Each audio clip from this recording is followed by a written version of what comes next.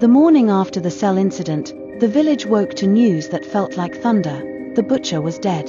His body had been found in the cell, burned from the inside, his face frozen with terror. The guards called it a mystery, the villagers called it justice.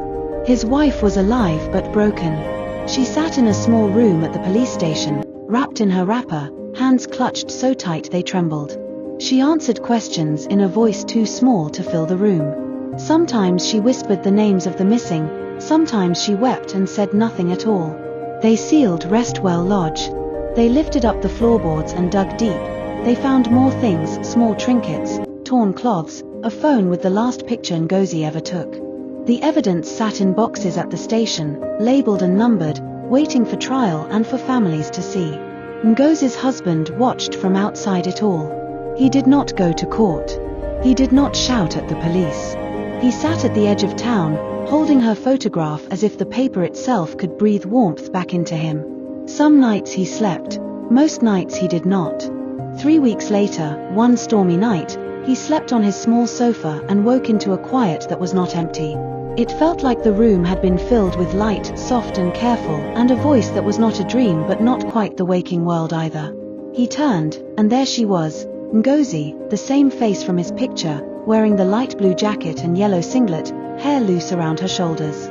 She did not look like a ghost from the stories, she looked like the woman who had kissed him before leaving for the interview, kind and alive in his memory. She sat beside him on the couch with a calmness that made his heart break and mend at once. Her hand rested on his warm, real, and then fading, like a hand through water that left a wet print. She did not raise an accusation.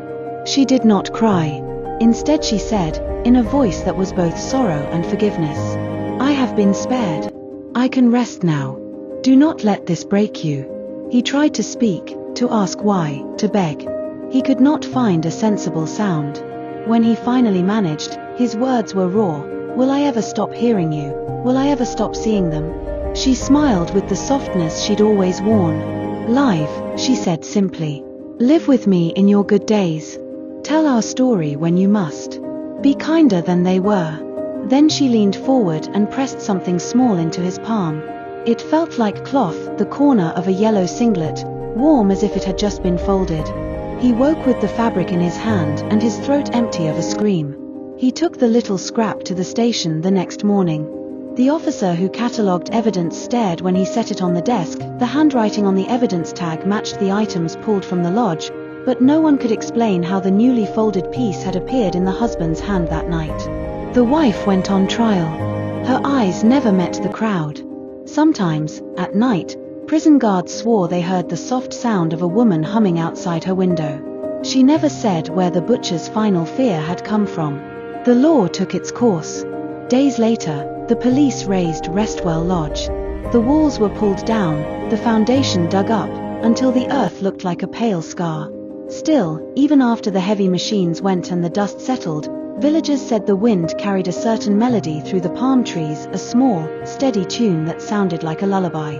Years after, Ngozi's husband married again, not to forget, he said, but because life had asked him to keep walking. On quiet evenings he would put his hand over his heart and whisper the line she had told him in the dream, "Be kinder than they were." And sometimes, when rain began on a night like the one she died, people passing the old road would pause and hear a voice on the wind.